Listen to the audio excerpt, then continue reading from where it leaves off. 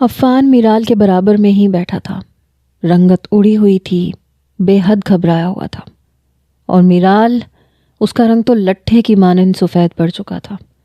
میں سادہ سی شلوار قمیض میں ملبوس تھا، میرال بھی سادہ سی شلوار قمیض میں ملبوس تھی، سر پہ دوپٹہ لے رکھا تھا، آنکھیں رونے کی وجہ سے متورم تھی۔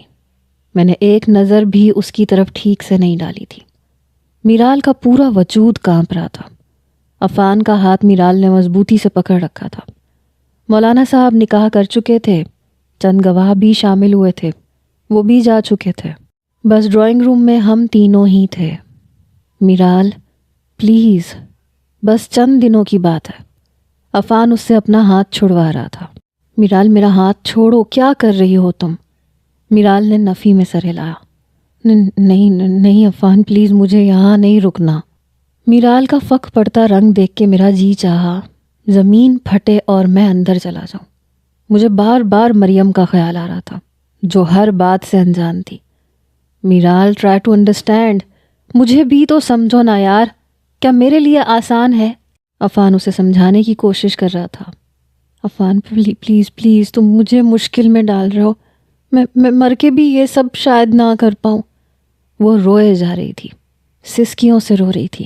میری برداشت شاید یہیں تک تھی۔ میں ڈرائنگ روم سے باہر نکل گیا۔ مجھے عفان پہ رہ کے غصہ آ رہا تھا۔ غصے میں وہ خود پہ قابو نہیں رکھ سکا اور اب مصیبت میں مجھے اور میرال کو ڈال چکا تھا۔ ایک عجیب سی سچویشن کریٹ ہو چکی تھی۔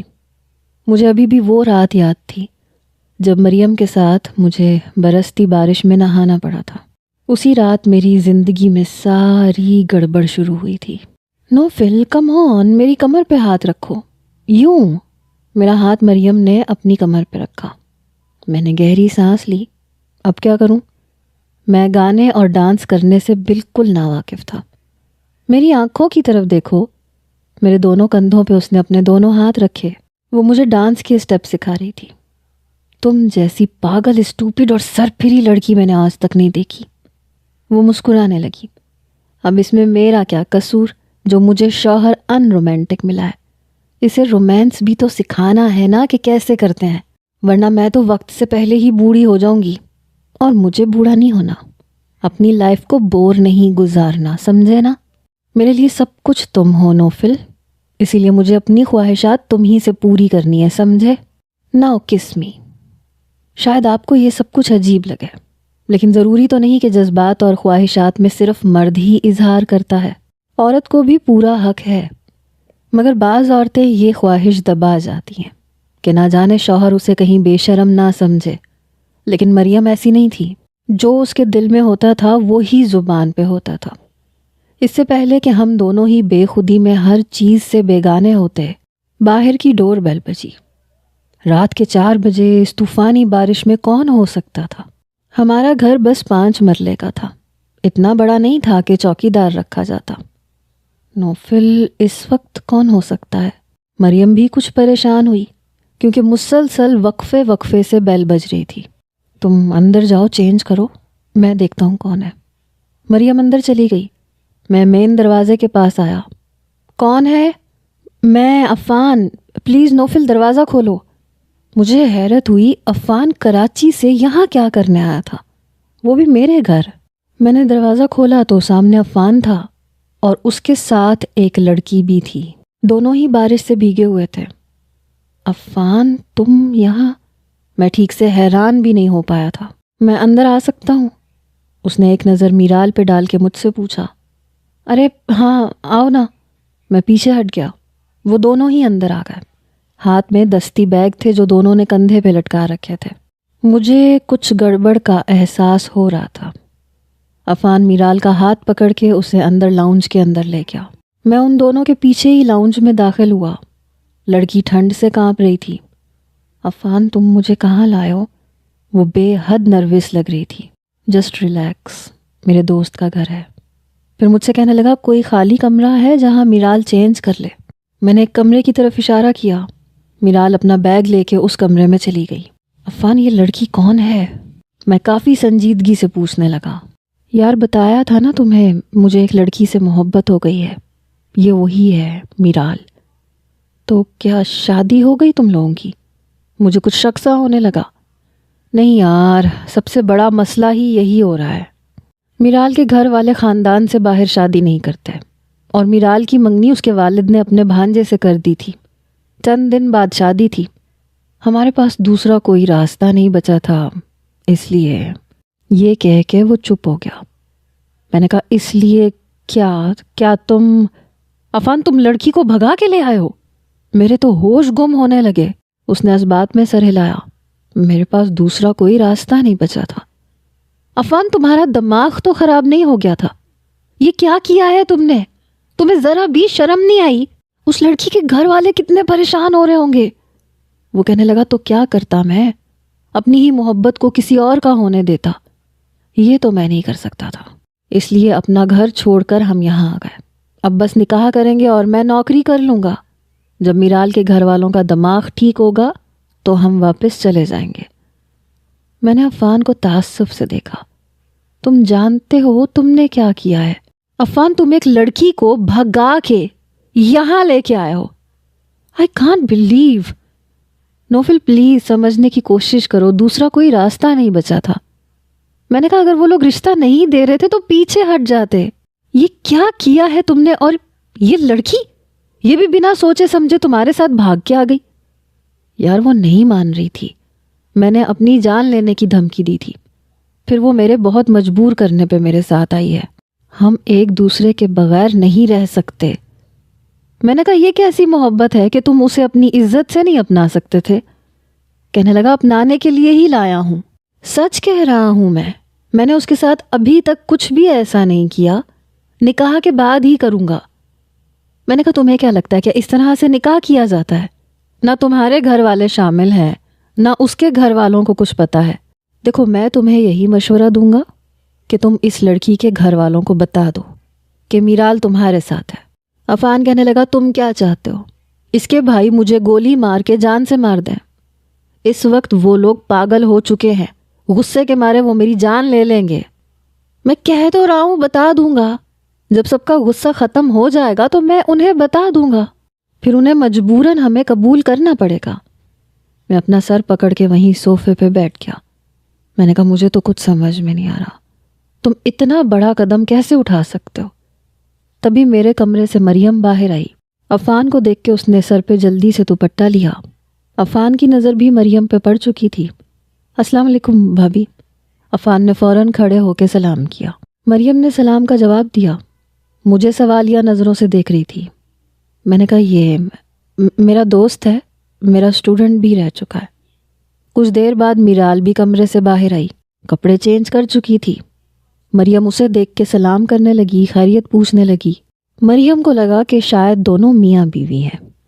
میرال بالکل چپ چپ سی تھی، لیے دیے ہی جواب دے رہی تھی. عفان کہنے لگا یار ابھی آرام کر لوں، صبح بات کریں گے. یہ سن کے میں نے مریم سے کہا مریم تم میرال کو اپنے کمرے میں لے جاؤ. مریم مجھے حیرت سے دیکھنے لگی لیکن سوال کوئی نہیں کیا. میرال اس کے ساتھ کمرے میں جا چکی تھی. میں نے عفان سے کہا صبح میں اس کے گھر والوں کو فون کروں گا، ان سے کہوں گا کہ اپنی بیٹی کو آ کے لے کے جائیں. عفان یہ کوئی طریقہ نہیں ہے. عفان کہنے لگا میں اپنی جان دے دوں گا. میں یہاں پہ اس لیے آیا ہوں تاکہ تم میری مدد کرو. میں نے کہا مجھ سے کس قسم کی مدد چاہیے تمہیں؟ تم نے قدم اٹھایا ہے، مجھے تو ابھی تک یہ سمجھ میں نہیں آ رہی کہ اتنا بڑا قدم تم نے اٹھا کیسے لیا. وہ کہنے لگا جو ہونا تھا وہ ہو چکا ہے، تم بس میرا نکاح کروا دو. میں نے کہا تمہارا دماغ خراب ہے، کل کو پولیس ڈھونڈتے ہوئے تمہیں میرے گھر پہ پہنچ جائے گی. وہ کہنے لگا مجھے رہائش نہیں چاہیے یار، مجھے جاب مل چکی ہے، کمپنی کی طرف سے مجھے چھوٹا سا فلیٹ بھی ملا ہے. میں چاہتا تو میرال کو وہاں لے جاتا، لیکن تنہائی کا سوچ کے میں ڈر گیا تھا کہ کہیں کوئی غلط قدم نہ اٹھا بیٹھوں، اس لیے اسے یہاں لے کے آیا ہوں. دیکھو بس میرا نکاح کروا دو. میں سچ کہہ رہا ہوں، جب میرال کے گھر والوں کا غصہ ختم ہوگا تو میں جا کے معافی مانگ لوں گا. اگلے روز میں نے میرال سے بھی پوچھا کہ کیا وہ واقعی عفان سے شادی کرنا چاہتی ہے. اگر اپنے گھر والوں کے پاس جانا چاہتی ہے تو میں واپس بھجوا دوں گا. وہ کہنے لگی میرے گھر والے میری جان نکال لیں گے، میں واپس نہیں جا سکتی. تب جا کے مریم کو اصل بات کا علم ہوا. دوپہر کو ہی مولانا صاحب کو بلوا کے میں نے خود ان کا نکاح پڑھوا دیا۔ اس کے بعد وہ دونوں جا چکے تھے۔ مریم ان دونوں کی بہت ساری باتیں جان کے مجھ سے کہنے لگی، ہاؤ رومانٹک، کیا دلچسپ لو اسٹوری ہے، کاش نوفل آپ نے بھی مجھ سے محبت کی ہوتی۔ میں نے بڑے غصے سے اسے دیکھا تھا۔ میں نے کہا، محبت میں تم سے ہی کرتا ہوں، لیکن محبت پانے کا یہ کوئی طریقہ نہیں ہے۔ کہنے لگی، جو بھی ہے، لیکن لو اسٹوری تو بن گئی نا ان کی، ہماری کیا ہے؟ اماں ابا نے پکڑ کے شادی کر دی، شادی کے بعد مجبوراً ہی ایک دوسرے کو برداشت تو کرنا ہی تھا، اس لیے ہم ایک دوسرے کے ساتھ رہ رہے ہیں۔ میں نے اس کا کان پکڑا، میں نے کہا، تو تم مجبوراً میرے ساتھ رہ رہی ہو؟ بتاؤں تمہیں میں؟ اچھا میرا کان تو چھوڑیں۔ میں نے اس کا کان چھوڑ دیا۔ میرے کندھے پہ سر رکھ کے اپنا ہاتھ اس نے میرے گلے میں ڈالا۔ پتہ ہے نوفل، میرے نزدیک اصل محبت یہ ہے جو میرے اور آپ کے بیچ میں ہے، جس میں ہمارے گھر والوں کی دعائیں شامل ہیں، سب کی رضامندی شامل ہے۔ مجھے ایسی جذباتی محبت پسند ہی نہیں ہے جس میں لڑکا لڑکی سے بس قربانیاں مانگتا رہے۔ میں نے کہا، شکر ہے کسی معاملے میں تو تمہاری سوچ میری سوچ سے میل کھاتی ہے، ورنہ تو میں مغرب کہتا ہوں تو تم مشرق کہتی ہو۔ وہ ہنسنے لگی۔ وہ تو میں جان بوجھ کے آپ کو تنگ کرتی ہوں، کیونکہ میرا پورا حق بنتا ہے آپ کو تنگ کرنے کا۔ اس کے بعد کئی بار عفان اور میرال ہمارے گھر آئے۔ مریم کی بھی میرال سے اچھی دوستی ہو چکی تھی، لیکن تبھی یہ بھی پتہ چلا کہ دونوں کے گھر والوں نے ان سے بات چیت ختم کر دی ہے۔ کوئی بھی ان کی شکل نہیں دیکھنا چاہتا تھا۔ مریم کے ہی منہ سے مجھے پتہ چلا کہ میرال کبھی کبھی اپنے گھر والوں کو یاد کر کے بہت روتی ہے، لیکن کبھی یہ سننے میں نہیں آیا کہ ان دونوں کے بیچ لڑائی جھگڑے ہوتے ہیں۔ شاید میرال کو اپنی فیملی چھوڑنے کا بہت دکھ تھا، لیکن پھر یہ بھی سننے میں آیا کہ ان دونوں کے درمیان بہت جھگڑے بھی ہوتے ہیں۔ شاید میرال کو اپنی فیملی چھوڑنے کا بہت دکھ تھا، اور آئے روز اسی بات پہ دونوں کے جھگڑے ہوتے تھے۔ وہ بار بار یہی کہتی تھی کہ میں اس وقت کو پچھتا رہی ہوں جب میں نے تمہاری بات مانی۔ لوگ مجھ سے 100 سوال کرتے ہیں، مجھے عجیب نظروں سے دیکھتے ہیں۔ آس پڑوس کی خواتین مجھے اپنے گھر میں نہیں بلاتی کہ کہیں مجھے دیکھ کے ان کی بیٹیاں نہ بگڑ جائیں، گھر سے بھاگنے کے بارے میں نہ سوچیں۔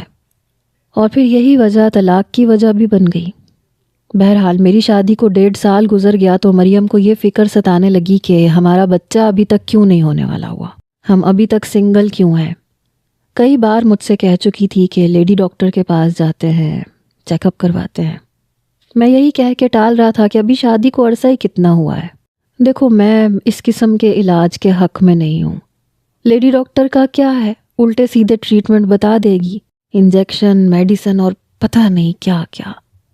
اس پہ نہ تو ڈاکٹر کا اختیار ہے نہ ہم دونوں کا، بس اللہ کا اختیار ہے۔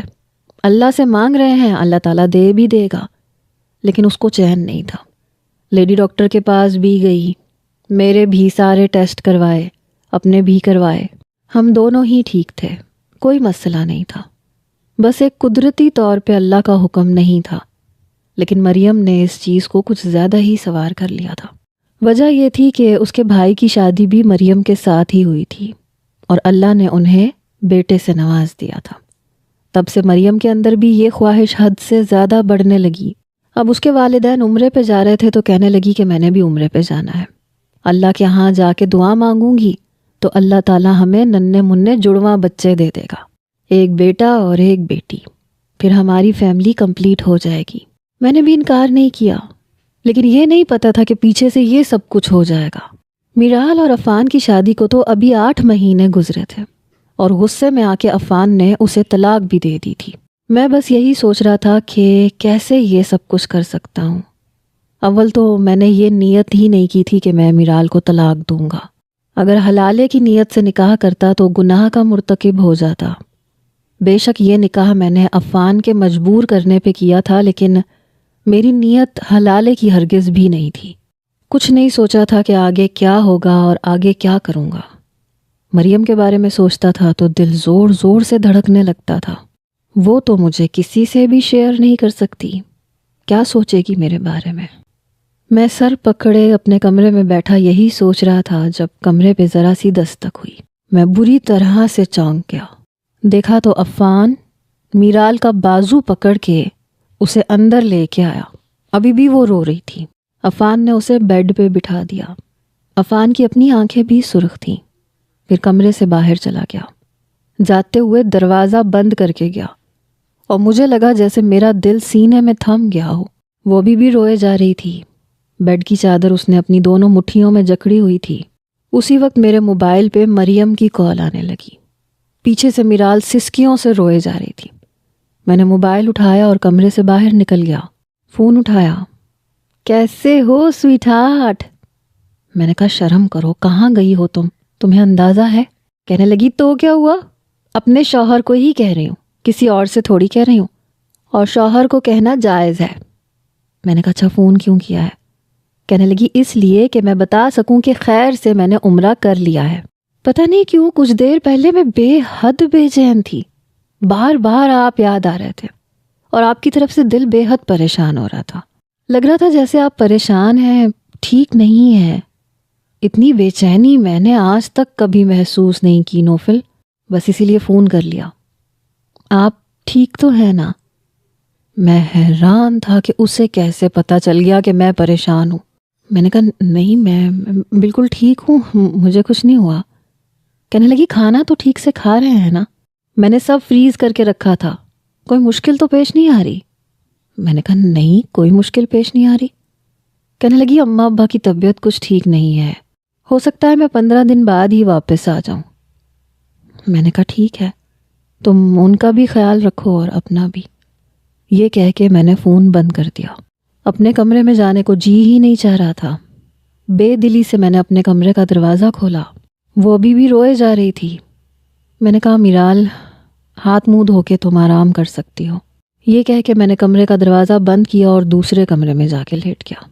جس طرح سے وہ لڑکی رو رہی تھی اور جس قدر وہ پریشان تھی، میں اسے چھو بھی نہیں سکتا تھا، اور نہ ہی میں ذہنی طور پہ ایسے کسی رشتے کے لیے تیار تھا۔ میں بے تحاشا الجھن کا شکار ہو چکا تھا۔ پتہ نہیں میں نے عفان کو ہاں کیوں کہہ دیا۔ شاید مریم کے علاوہ میں کسی لڑکی کو چھو نہیں سکتا تھا، میں نظر بھر کے دیکھ بھی نہیں سکتا تھا۔ مریم میری بیوی تھی، میری پہلی محبت وہ تھی، اور وہ بہت اچھی تھی، بہت زیادہ اچھی۔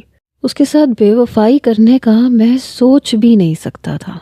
میری زندگی ایک بہت عجیب سے دوراہے پہ آ کے کھڑی ہو گئی تھی۔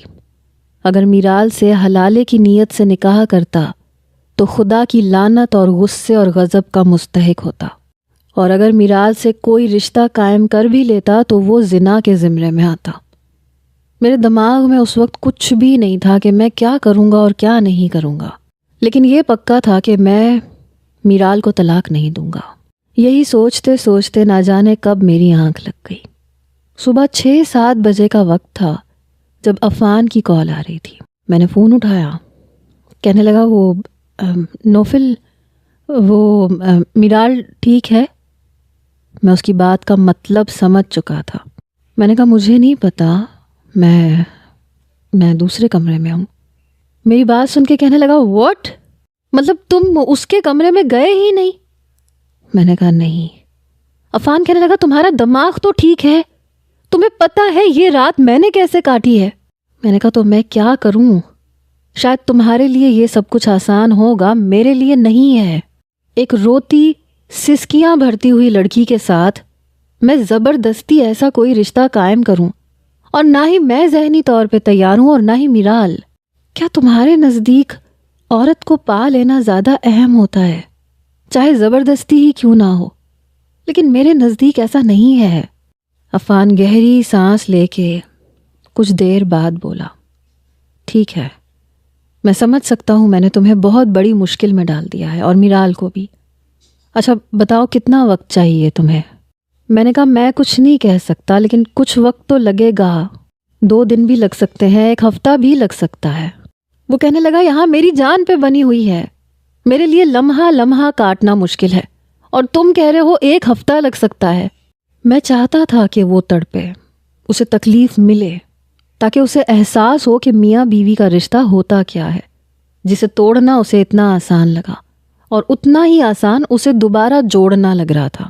میں نے کہا دیکھو میں تمہارے کہنے کے مطابق وہ سب کچھ نہیں کر سکتا جو تم چاہتے ہو، اس لیے بار بار مجھے فون مت کرو، اور نہ ہی میرال کو فون کر کے اسے پریشرائز کرنا۔ میری بات سن کے کہنے لگا ٹھیک ہے، پھر کیا 10 دن کے بعد فون کروں؟ بڑا بے چین تھا۔ میں نے کہا میں تمہیں خود فون کر کے بتا دوں گا۔ کہنے لگا ٹھیک ہے، مجھے بڑی بے صبری سے تمہارے فون کا انتظار ہوگا۔ میں نے کہا ہاں میں جانتا ہوں تم کتنے پریشان ہو۔ میرے گھر میں کوئی ملازم نہیں تھا، سارے کام مریم کرتی تھی۔ سعودیہ جانے سے پہلے میرے لیے کھانے کے باکسز بنا کے فریز کر کے گئی تھی۔ چائے مجھے بنانی آتی تھی۔ میں صبح اٹھا تو اپنے اور میرال کے لیے ناشتہ بنایا، پھر اس کے دروازے پہ دستک دی۔ کچھ دیر بعد اس نے دروازہ کھولا۔ آنکھیں رو رو کے متورم تھی، نظریں جھکا کے پیچھے ہٹ گئی۔ اسے لگا شاید میں اندر آؤں گا۔ میں نے کہا آپ باہر آ کے ناشتہ کر لو۔ کہنے لگی آپ نے زحمت کیوں کی، میں خود بنا لیتی۔ میں نے کہا نہیں، اس کی ضرورت نہیں ہے، مریم نے مجھے ناشتہ بنانا سکھایا ہے، بلکہ کئی بار میں اسے خود بھی ناشتہ بنا کے دیتا رہا ہوں۔ آپ باہر آؤ، یہ کہہ کے میں پیچھے ہٹ گیا۔ وہ باہر آئی، چھوٹے سے ٹیبل پہ ناشتہ لگا ہوا تھا، کرسی کھینچ کے بیٹھ گئی۔ میں اس کے سامنے بیٹھ گیا۔ میں نے کہا ناشتہ کرو۔ اس نے بس چائے کا ایک کپ اپنے پاس رکھا۔ میں نے کہا دیکھو میرال، ٹھیک سے کھاؤ پیو، سب سے پہلے تو اپنے دماغ سے بوجھ ختم کر دو۔ میں تمہیں کچھ بھی نہیں کہوں گا، تمہاری مرضی کے بغیر تمہیں ہاتھ تک نہیں لگاؤں گا۔ میری بات سن کے اس نے نظر نہیں اٹھائی۔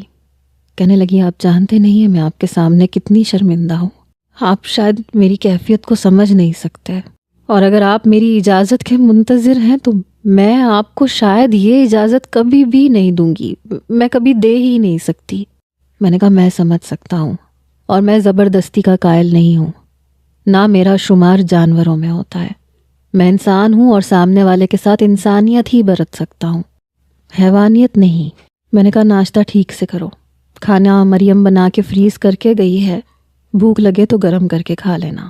ویسے مجھے کہنا تو نہیں چاہیے، لیکن پھر بھی کہوں گا ضرور، میرے پیچھے سے کوشش کرنا کہ تمہارا رابطہ فان سے بالکل نہ ہو، اس سے فون پہ بات نہ کرنا، وقتی طور پہ ہی صحیح، لیکن جو رشتہ میرے اور تمہارے درمیان میں بن چکا ہے، اگر میں اس کا حق استعمال کروں تو میرا حکم سمجھ لو کہ تم عفان سے بات نہیں کرو گی۔ 2 ٹوک انداز میں یہ کہہ کے میں اپنے کمرے میں چلا گیا، اپنے کپڑے نکالے اور تیار ہو کے آفس چلا گیا۔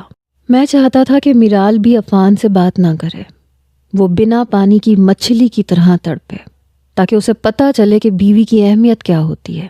لیکن مجھے یہ نہیں پتا تھا کہ میرال میری بات کو اہمیت دے گی یا نہیں۔ میں شام کو واپس آیا تو گھر صاف تھا، کھانے کی خوشبو بھی آ رہی تھی۔ میں سیدھا کچن میں گیا، دیکھا تو وہ کھانا بنا رہی تھی۔ مریم کی طرح باتونی نہیں تھی، یا پھر شاید مجھ سے زیادہ باتیں نہیں کر سکتی تھی۔ میں نے گلا صاف کیا، اپنی موجودگی کا اسے احساس دلایا۔ اس نے فوراً سے پلٹ کے مجھے دیکھا۔ میں بور ہو رہی تھی، اس لیے میں نے سوچا آپ کے لیے کھانا بنا دوں۔ میں نے کہا بہت اچھا کیا، فی الحال چائے کا 1 کپ مل سکتا ہے؟ کہنے لگی جی میں بنا دیتی ہوں۔ میں نے کہا چائے بنا کے میرے کمرے میں لے آنا۔ میری اس بات پہ اس کے ہاتھ میں پکڑا چمچ گرا جس سے وہ کھانا ہلا رہی تھی، شاید گھبرا گئی۔ میں نے کہا کیا بات ہے؟ وہ بری طرح سے نروس ہوئی۔ نہیں کچھ نہیں۔ میں نے کہا اگر تم میرے کمرے میں نہیں آنا چاہتی تو کوئی بات نہیں، دستک دے کے یہ کہہ دینا کہ چائے بن گئی ہے، میں دروازے سے لے لوں گا۔ میں سمجھ گیا تھا کہ وہ کمرے میں نہیں آنا چاہتی۔ میں اپنے کمرے میں چلا گیا، نہا کے گھر کا عام سا لباس پہنا، تبھی دروازے پہ دستک ہوئی۔ میں نے دروازہ کھولا تو میرال چائے کا کپ لیے کھڑی تھی۔ میں نے کپ اس کے ہاتھ سے لے لیا اور دروازہ ویسے ہی کھلا رہنے دیا۔ میں صوفے پہ جا کے بیٹھ گیا اور چائے پینے لگا۔ وہ کمرے میں نہیں آئی۔ میں یہ سوچ رہا تھا کہ کیا مریم میری بات کو سمجھنے کی کوشش کرے گی؟ میں کبھی بھی حلالے کے نام پہ گناہ نہیں کر سکتا تھا۔ کیا مریم میرال کو قبول کر لے گی، یا میں دونوں کے ساتھ انصاف کر پاؤں گا؟ کیونکہ میرے دل میں صرف مریم تھی۔ میں نے مریم کو فون کیا، دوسری بیل پہ اس نے فون اٹھا لیا۔ بڑی بات ہے، آج میرے شوہر نے مجھے فون کیا ہے، بڑے ترنم میں بات کر رہی تھی۔ میں نے کہا کیوں، میں تمہیں مس نہیں کر سکتا؟ کہنے لگی آپ جیسے پتھر کے صنم سے مجھے ایسی امید نہیں ہے۔ آپ کو پتہ ہے ہماری شادی کو 2 سال ہونے والے ہیں، ان 2 سالوں میں ایک بار بھی آپ نے مجھے فون نہیں کیا، ہمیشہ میں ہی کرتی ہوں۔ سچ سچ بتائیں، مس کر رہے تھے نا مجھے؟ میرے بغیر نیند نہیں آتی ہوگی نا؟ خالی بیڈ دیکھ کے شدت سے میری یاد آتی ہوگی۔ میں نے کہا تمہیں اندازہ ہے تم کہاں پہ ہو؟ کہنے لگی تو اور کیا، دیکھیں میرے اللہ نے مجھے پوری اجازت دی ہے کہ میں اپنے شوہر سے پیار محبت کی باتیں کروں۔ آپ کو پتہ ہے شوہر سے پیار محبت سے بات کرنا بھی بہترین صدقہ ہے، آپ بھی کر سکتے ہیں۔ میں تو یہاں بیٹھے ہوئے بھی نیکیاں کما رہی ہوں۔ میں ہنسنے لگا۔ تم کہیں بھی چلی جاؤ تم سدھر نہیں سکتی۔ کہنے لگی بہت خوش نصیب ہیں آپ نوفل صاحب کہ آپ کو مجھ جیسی دیوانہ وار محبت کرنے والی بیوی ملی ہے جو آپ کے لیے کچھ بھی کر سکتی ہے۔ میں نے پوچھا کچھ بھی؟ کہنے لگی ہاں، کہہ کے تو دیکھیں۔ میں نے کہا سوچ لو، بہت بڑی بات کہہ رہی ہو مجھ سے۔ مریم کہنے لگی نوفل مجھے سوچنے کی ضرورت ہی نہیں، میں جانتی ہوں آپ مجھ سے زیادہ کیا مانگ سکتے ہیں، اس لیے بنا سوچے سمجھے بھی کہہ سکتی ہوں کہ میں آپ کی خاطر کچھ بھی کر سکتی ہوں۔ بہرحال میں نے بات ادھوری چھوڑ دی۔ میں نے کہا پھر کسی دن مانگوں گا تم سے، پھر آزماؤں گا تمہاری محبت کو۔ کہنے لگی آزما لینا، میں اپنی محبت پہ پوری اتروں گی۔ میں نے کہا چلو ٹھیک ہے، اللہ حافظ۔ کہنے لگی بس اتنی سی بات سے گزارا ہو جائے گا آپ کا؟ میں نے کہا تو اور کیا باتیں کروں تم سے، تم پاس ہوتی تو اور بات تھی، تم جانتی ہو کہ باتیں صرف تمہیں کرنی آتی ہیں، میں تو بس صرف تمہیں سنتا ہوں۔ کہنے لگی اوکے ٹھیک ہے بائے۔ اس نے فون بند کر دیا۔ کچھ دیر بعد میرال کی آواز آئی، وہ جی کھانا لگ گیا ہے۔ میں نے کہا ہاں تم جاؤ میں آتا ہوں۔ جب میں باہر آیا تو ٹیبل پہ کھانا لگا ہوا تھا۔ کھانا کھانے کے دوران میں نے 2-3 بار میرال کی طرف دیکھا، لیکن پتہ نہیں کیوں چاہا کہ بھی دل میں کچھ بھی ایسا نہیں ہو رہا تھا، کچھ بھی محسوس نہیں ہو رہا تھا، کسی کیفیت نے جنم نہیں لیا تھا۔ مجھ سے تو ٹھیک سے کھانا بھی نہیں کھایا گیا، وہ کھانا کھا رہی تھی، میں بس اس کا ساتھ دینے کے لیے چھوٹے چھوٹے نوالے کھاتا رہا۔ جب اس نے کھانا پیٹ بھر کے کھا لیا تو میں نے بھی پلیٹ ایک طرف رکھ دی۔ اس سے پہلے کہ وہ اٹھتی میں نے کہا میرال مجھے تم سے بات کرنی ہے۔ کہنے لگی جی کہیے۔ پتہ نہیں کیوں میرے یوں کہنے پہ گھبرا کیوں جاتی تھی۔ میں نے کہا دیکھو جو طریقہ عفان نے اپنایا ہے تمہیں کیا لگتا ہے کہ کیا وہ درست ہے، یا اسلام میں اس طریقہ کار کی کوئی اہمیت ہے یا نہیں، یا اسلام نے ہمیں اس طریقہ کار کی اجازت دی ہے یا نہیں؟ میری بات پہ اس کے چہرے کی ہوائیاں اڑنے لگیں۔ نوفل ہاں آپ کیا کہنا چاہتے ہیں؟ اس کی آواز میں کپکپاہٹ تھی۔ میں نے کہا دیکھو اگر حلالے کی نیت سے عورت اور مرد نکاح کریں تو اس نکاح پہ اللہ کی رحمت نہیں ہوتی بلکہ لعنت ہوتی ہے، اور آپس میں قائم ہونے والا رشتہ زنا کاری ہے۔ یہ سن کے وہ نظریں چرائے جا رہی تھی۔ میں نے کہا میرا فرض بنتا ہے کہ میں تمہیں اس بات سے آگاہ کروں جو کہ اصل حقیقت ہے، میں تمہیں دھوکے اور جھوٹ میں نہیں رکھنا چاہتا۔ میری بات سن کے اس کے ہاتھ کپ کپ آنے لگے۔ میں آپ کی بات کا مطلب نہیں سمجھی۔ وہ یوں بول رہی تھی جیسے آواز اس کے حلق سے نکل ہی نہ رہی ہو، جیسے ابھی رو دے گی۔ اس سے پہلے کہ میں کچھ کہتا کہنے لگی دیکھیں میری بات سنیں، کچھ ایسا مت کہیے گا جو میں سن نہ سکوں۔ دیکھیں میں عفان سے بہت محبت کرتی ہوں، میری زندگی میں آنے والا وہ پہلا اور آخری مرد ہے۔ اگر آپ کے سامنے بیٹھی ہوں تو میری مجبوری ہے، اس لیے کچھ بھی ایسا مت کہیے گا پلیز۔ میں نے کہا دیکھو میرا کام تمہیں سچائی سے آگاہ کرنا ہے۔ یہ کہہ کے میں نے اپنا موبائل اٹھایا۔ اپنا نمبر بتاؤ مجھے۔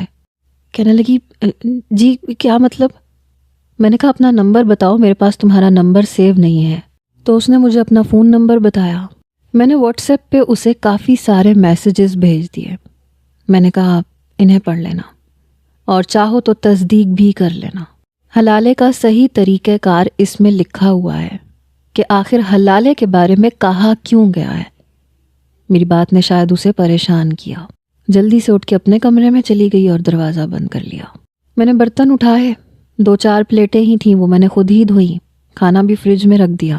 میں جانتا تھا کہ وہ میرے میسیجز پڑھے گی جس میں صاف لکھا تھا کہ حلالے کے حکم کے پیچھے جو شرعی مصلحت ہے وہ طلاق کے غلط استعمال کو روکنا اور ازدواجی رشتے کو سنجیدہ بنانا ہے، نہ کہ دوبارہ سے نکاح کا راستہ آسان بنانا۔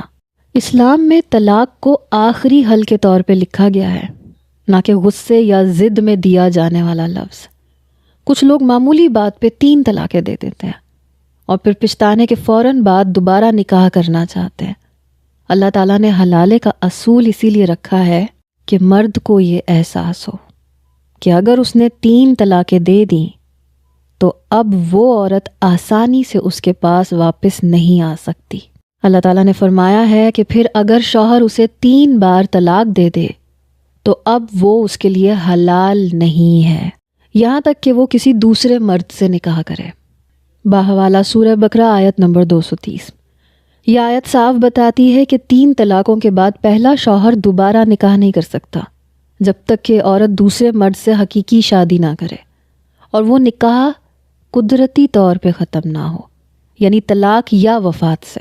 اگر کوئی شخص صرف اس نیت سے نکاح کرے کہ وہ عورت کو پہلے شوہر کے لیے حلال بنا دے گا تو ایسا حلالہ ناجائز بلکہ گناہ کبیرہ ہے۔ نبی صلی اللہ علیہ وآلہ وسلم نے فرمایا، اللہ نے لعنت کی ہے اس شخص پہ جو حلالہ کرتا ہے اور اس پر بھی جس کے لیے حلالہ کیا جاتا ہے۔ باحوالہ ابی داؤد حدیث نمبر 2076۔ یعنی اصل مصلحت یہ تھی کہ طلاق کو سنجیدہ بنایا جائے، لیکن مصنوعی حلالہ اس مصلحت کو بگاڑ دیتا ہے، اس لیے وہ سخت حرام قرار دیا گیا ہے۔ موبائل پہ بلو ٹک ہو چکا تھا، مطلب وہ پڑ چکی تھی۔ آخر میں نے لکھا کہ فیصلہ تمہارے ہاتھ میں ہے میرال، میں نے تم سے نکاح حلالہ کی نیت سے نہیں کیا تھا اور نہ میرا ارادہ تمہیں طلاق دینے کا ہے۔ میں جانتا تھا کہ میرے میسیجز اس کے ہوش اڑا کے رکھ دیں گے، لیکن بہتر تھا کہ وہ سچائی جان جاتی۔ نہ میں نے پہلے کبھی کسی کو دھوکہ دیا تھا اور نہ اب دھوکہ دینا چاہتا تھا، مگر میں نہیں جانتا تھا کہ میرال